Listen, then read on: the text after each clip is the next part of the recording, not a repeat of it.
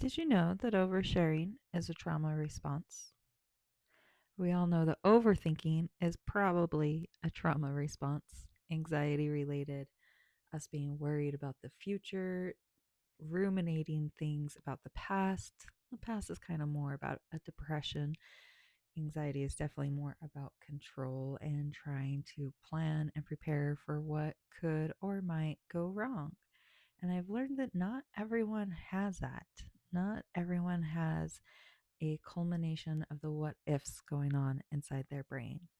And that's where overthinking and over explaining becomes a thing.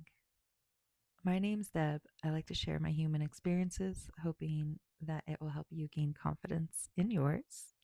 Make sure to like, comment, follow, subscribe, whatever it is. And yeah, join me. Let's dive a little deeper.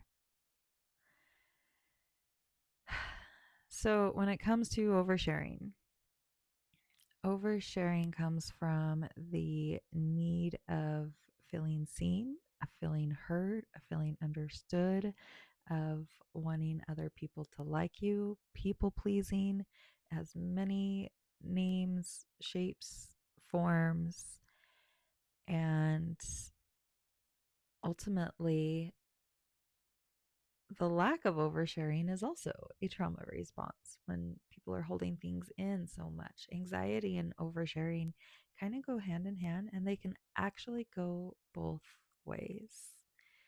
You can have anxiety that shuts you down and makes you not want to interact with others, usually out of a fear of what they think or what they might say or judge or react, how they're going to react. And then there's the other side of anxiety where your brain is just running, running, running, grabbing from like you're a monkey in a tree and you're just swinging from branch to branch. Like before you're even really letting go of the previous branch, you're already jumping forward to the next one. And that is just our brain's way of wanting to predict a future pattern, wanting to make sense of previous patterns that led you to people, places, situations, emotions that you didn't like and you don't want to experience again. And so your brain is constantly finding all the different paths that could be taken to avoid those outcomes and create the outcomes that you want. And that's where living in the present moment comes into play. If you're just in the present moment, you're not allowing the brain to run away with the what ifs. And if you're in the present moment, you're not thinking about all the things that happened in the past that you feel didn't really serve you, because they always served you, because they offered contrast of what you don't want and don't like. They helped you grow in some reason, right? Everyone knows that regret is a hard concept to really grasp, because we all know that those experiences, like, it can't be any other way, right? It's happened, it's done. We can change the views that we have on them.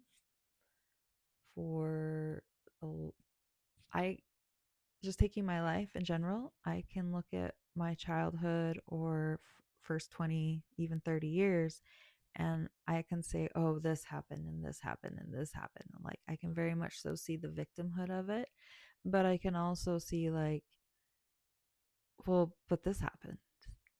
And then also this happened. And you can like, you wouldn't believe that this happened. Like, a lot of just amazing things have happened in my life. And so there, within that framework, you can definitely change the past, because you are changing how the past affects your vibration, how it lands in your body, what emotions are coming up when you think about the past. It's always finding that silver lining, finding that lesson, because as long as you're holding on to whatever you're holding on to, like, your body's going to just tense up and create pains. It's going to create diseases, and I'm no different. Like, I have, like, as we speak, my hip is throbbing in pain. um I mean, I have several internal things that you wouldn't know by looking at me that I have things that are wrong, but I'm in extreme pain as we speak. How they have the scale of 0 to 10, it's like a 7 on a pretty usual basis. And I just learned to deal with it.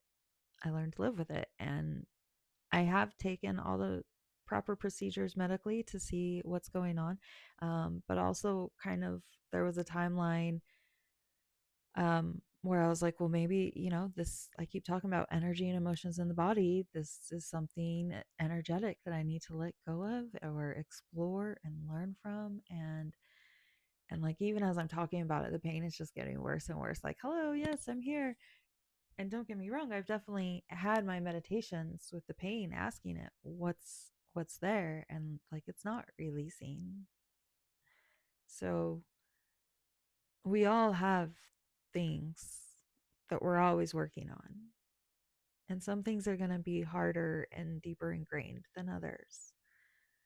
But that doesn't mean that we give up. It doesn't mean that we give up. So, with that, of not giving up,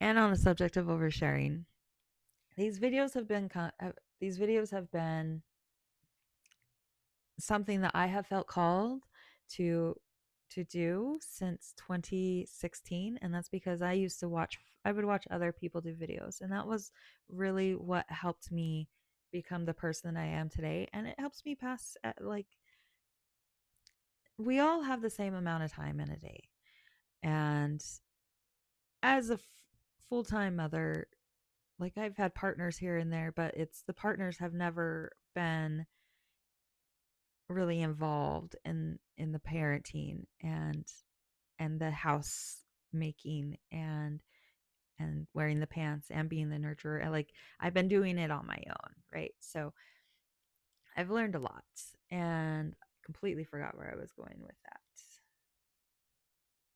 Oversharing, the videos, anything. Well, let's just start over from where I wanted to go.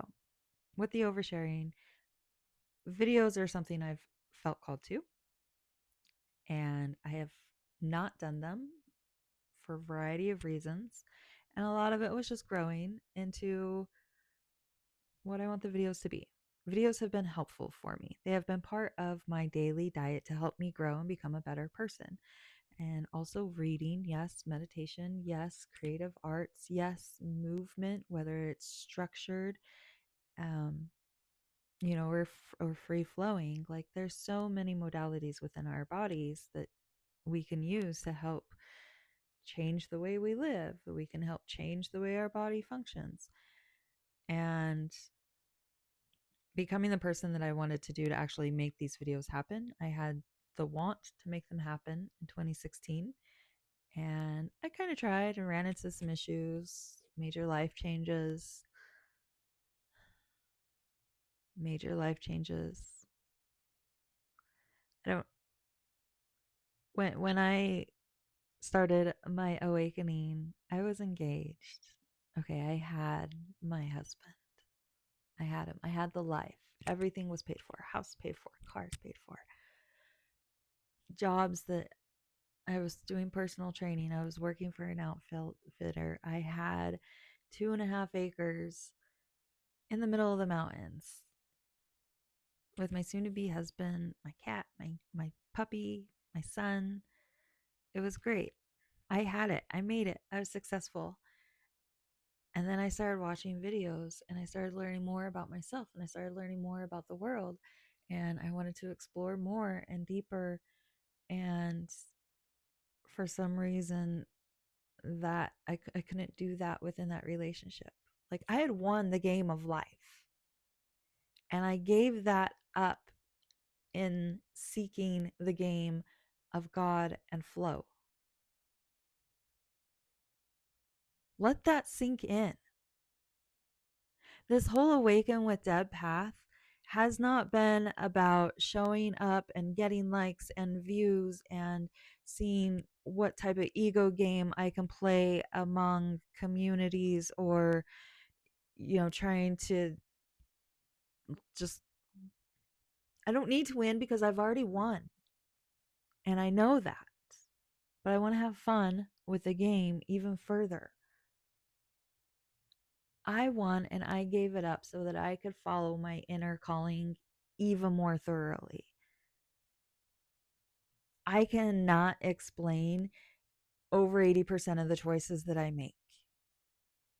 For as long as I can remember, my choices have always usually not been the ones that other people tell me I should, could, whatever. Like, my choices have always been my choices, and I see that maybe they aren't always the best choices for the end results that everyone's doing, but like a lot of my experiences I choose on purpose. I remember the day that I subconsciously manifested being pregnant at 16 into my mind. Like, there were things that I was programming the quantum field.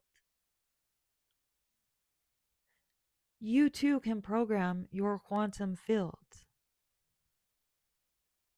As I look back over my childhood traumas, and I dig into the lessons of those traumas and also the silver lining of those traumas, and I find myself writing down things that I am grateful for through those traumas, or maybe times that I thought I had it really bad, but maybe I didn't. Like, finding those moments of gratitude in your past brings you to a whole new present, and it allows you to see the patterns, to know that your thoughts are programming the quantum field for your future. I just spent the last 6 days on a road trip with my 17-year-old son. And in the background of my subconscious, I could feel that programming happening. And it's taken practice to make sure that that programming is constantly programming the things that I want and not the things that I don't want. And for a while there, I can definitely see, like, it's such a fine line in this quantum field and energy game, because and high vibration, low vibration, there's ebbs and flows. And maybe there are some people that have learned to master it so much that there's not the ebbs and flows, or that they just know how to stay present with a lot. Um, but the lows that I was just down in, like, that was so crazy. So crazy. I didn't think I was going to make it out of those lows. I really did not. And but it was like I was at such a high spot right before those lows that the lows were just such a shock. I was like, I'm doing everything right. I'm doing what I should be doing. I'm doing things right by me. I'm doing things right by my community. I'm doing things right by God. I'm doing things right by my children. I'm doing things right by the stray children that other parents aren't able to handle or show love or empathy to. Like, I was doing all the things right. And it went, pew. How do you handle that type of shock? How do you trust in doing the right things when the results ends up catastrophic? How do you hang on? How do you trust in God? How do you trust in yourself and your own choices going forward? How do you see your whole life culminate into, like, I've always felt trusted in my decisions, and even ones that ended up badly, I usually saw that they were going to end up badly. It was like, hey, why not? Maybe I can control the outcome differently. Like, no, you can't. If you see it, it's probably going to be there. And mostly because that's your thoughts, that's what you're programming. If you're getting married, saying, like, yeah, I'm getting married, but I know I'm going to end up getting divorced. Like, why are you doing it? Well, because it was a fun journey to be able to say I was married, to be able to say I was, like, there was a moment where I had a husband and I had a family and I had a future dream, and then I didn't. Things change so fast. I've won the game in so many different ways. These videos really do jump around a lot. I definitely have the list of, like, oh, This day we'll talk about this. This day we'll talk about this. But having those lists don't work for me. I could do a teleprompter, I could do the things, and maybe that would be the game of the algorithms and getting the views and making things go viral, but that's not me. That's not the authenticity that I'm here to bring. That's not the authenticity that I'm here to preach. And I'm definitely not going to help anyone else come out of their cookie cutter shell by giving them another cookie cutter shell to fit into. I'm here to show you that it's okay to show up without the container of the cookie cutter and just be you. Find your way. People say, "Oh, people aren't just out there doing, they're not trusting themselves. They're not taking what they want. They're not making their life what they want to be." And like that's not true. It's just that earth is hard to it's I can do hard things, and if you say that they're hard, they're going to be hard. So, okay, let's say earth is just interesting when it comes to learning how to navigate and play with it. You can be doing all the right things. You can be trusting yourself. You can have your vision and feel like you're doing everything right, and things can still just maybe not be right yet. There's something that I've recently came across multiple times, and it has helped me settle the energy into the moment a little bit more. And that is that, oh, I can't remember the exact words or quotes, but basically, God can erase all the time that you've been waiting.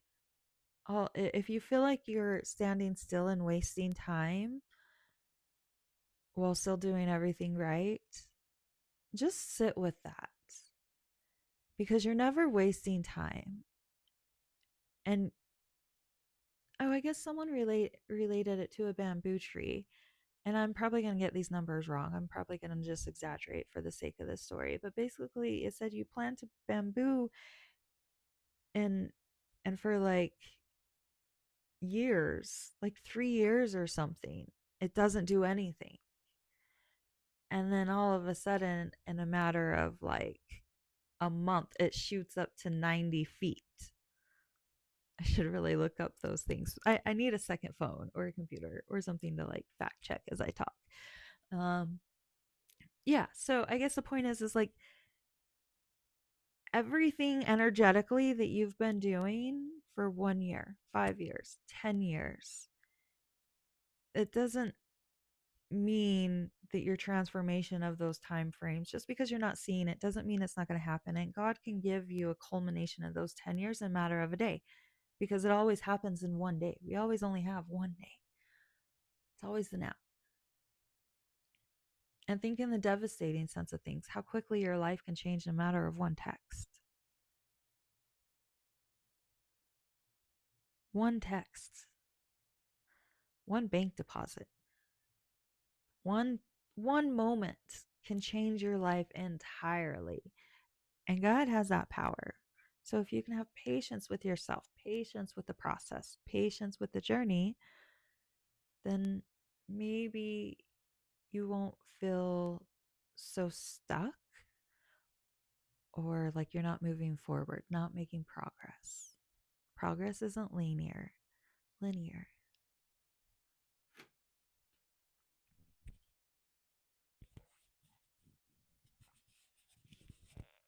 I still haven't came back around to the point that I know I started this video with.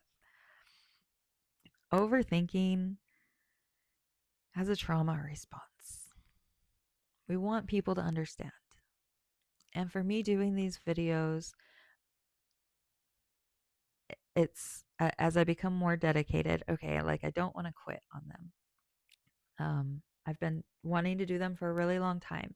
And on days that sometimes I feel really motivated of like, oh, this video, it's going to go like this, and this. I want to talk about this. And then I have to pause and I'm like, okay, how much of this is oversharing? How can I structure it into a cookie cutter to where it's relative information to be able to, for you to digest and apply to your own life, and not just me telling stories about mine and oversharing so that you can understand.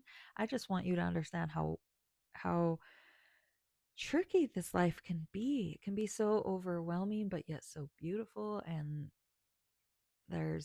we can be doing the right things and have no effort or no results shown. And then all of a sudden they can be shown all at once, or all of a sudden you can feel like you did everything wrong. Like this earth is no joke, but we can't give up.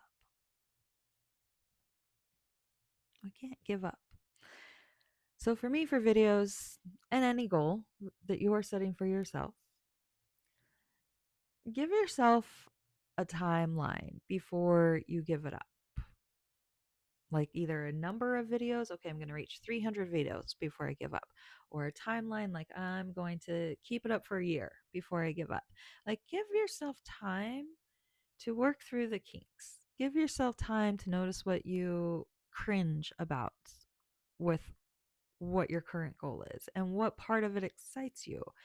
Like for videos, my ums and ahs, is that something cringe that maybe over the next year before giving up I can work on and see how I like to do that. Or maybe some people are more on the technical side and they're like, okay, well, I don't like the production of the video, so I'm going to give myself a year of learning and self-teaching how to do the production of the video before I give up on it. Right? Things like that. That's how you set your goals. That's how you know that even if you're not seeing results, it's at least not time to give up. And I think with schooling and jobs, they give us that type of structure that we need to give us the time to get good at something. And that's how we get sucked into things that maybe we're not ideal for. We get sucked into jobs because it's a job and it's there.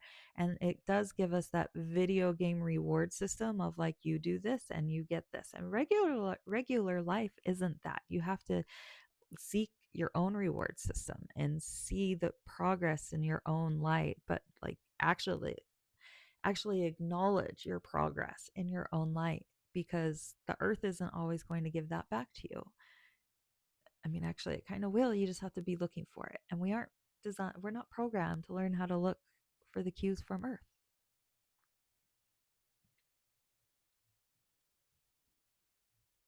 So give yourself time on your goals. Set times, set milestones, and don't give up. Question your anxiety. Is it keeping you frozen, or is it keeping you on hyperdrive? See where you can find some more balance on that to mellow out into a nice homeostasis where you just trust your decisions, you trust your path, and you just flow. My name's Deb. I like to share my human experiences to help you gain confidence in yours. And I'm here to ramble and dive into who knows what. I never know what's going to come through, even if I start with an initial subject. But it's usually pretty good. I always feel happy about being able to share with you. Feel free to share with me below in the comments. Click like, subscribe for more. I'm posting a minimum of 3 videos a year, 3 videos a week for hopefully the next year before I decide to give up. See what happens. Cheers.